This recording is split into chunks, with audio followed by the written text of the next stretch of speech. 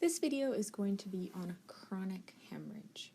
Now, the big difference between chronic hemorrhage and acute hemorrhage is that continuous loss of red blood cells, like mild to moderate continuous loss of red blood cells over a long period of time, results in the body undergoing compensatory mechanisms to make up for that tissue hypoxia.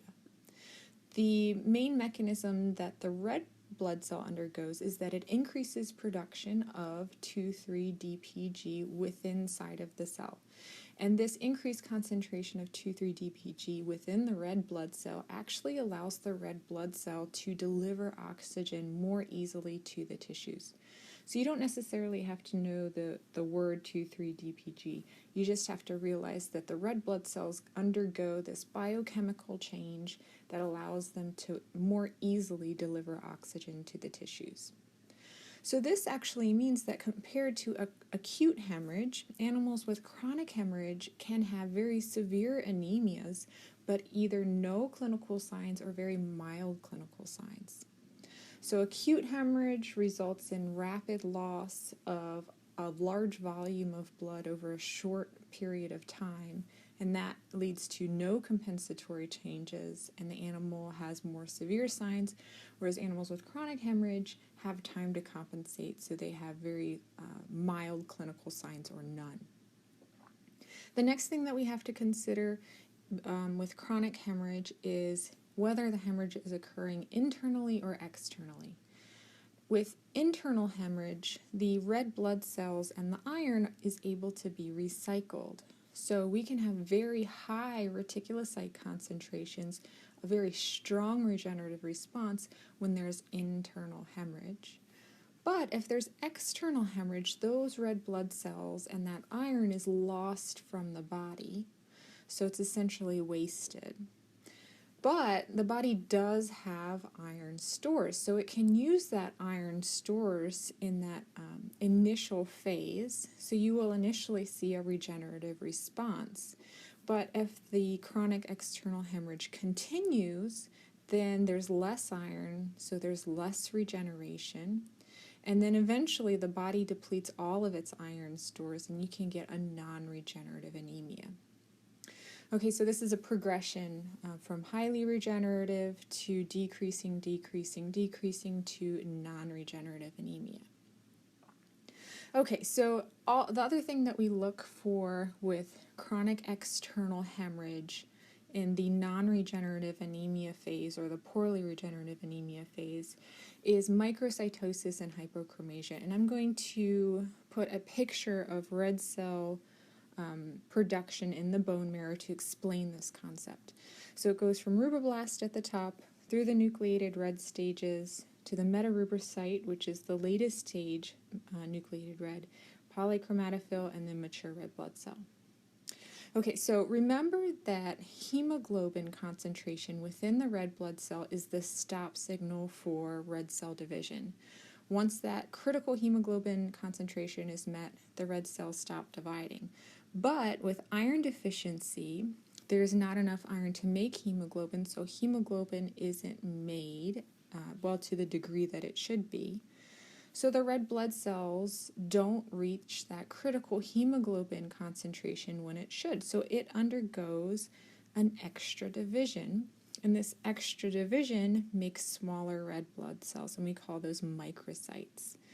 So clinically, we can see a decreased MCV on our CBC report. Now, this extra division is able to compensate for a while. So the red cells are able to maintain a normal hemoglobin concentration just by dividing an extra time. But over time, if the iron deficiency continues, it's no longer to compensate, and you will see a lower hemoglobin concentration in those red blood cells. And we identify this on our CBC report as a decreased MCHC, so hypochromasia. Okay, so now I'm going to go to the blood smear findings that we would expect to see with chronic external hemorrhage, so iron deficiency anemia. Again, on the blood smear, we would expect to see microcytes. We can see those, and not just by the MCV, we can actually visually see those on the blood smear. The hypochromasia is correlated to increased central pallor on the blood smear. So I'm going to draw a normal red blood cell with normal central pallor, and next to it one with more white space in the center. This increased central pallor is what we see as hypochromasia on our blood smear. These red blood cells are very fragile too, so those red cells can fragment in circulation. So I'm going to draw a normal red blood cell again for comparison and some examples of red cell fragmentation. So first is the schistocyte. This is the cell that's most specific for red cell fragmentation. It has a lower cell volume than the normal red blood cell, so it's smaller, and it has these, it's very irregular looking. It looks like somebody just chopped it up. The next cell that is less specific for fragmentation, but still can occur with fragmentation, is acanthocytes. Acanthocytes have lots of irregular projections. So there's some tall projections, there's some short projections, some fat projections, some skinny projections, and they're irregularly placed around the cell. The last cell that we can see with fragmentation, which isn't as specific as schistocytes for fragmentation, but still can occur, that's called the keratocyte. And the keratocyte essentially has a blister on the red blood cell.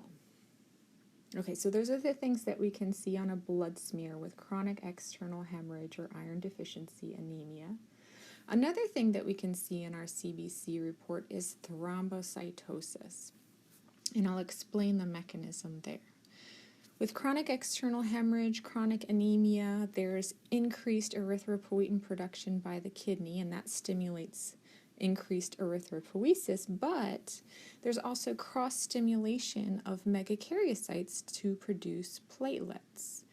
So this results in a thrombocytosis. Okay, so that is it. With chronic external hemorrhage, you would expect to see iron deficiency anemia, which can result in microcytosis, hypochromasia, red cell fragmentation, and thrombocytosis. But if there's chronic internal hemorrhage, then you would expect to see a strong regenerative response. And in contrast to acute hemorrhage, chronic hemorrhage, the animal is able to undergo compensatory mechanisms, which results in less severe clinical signs.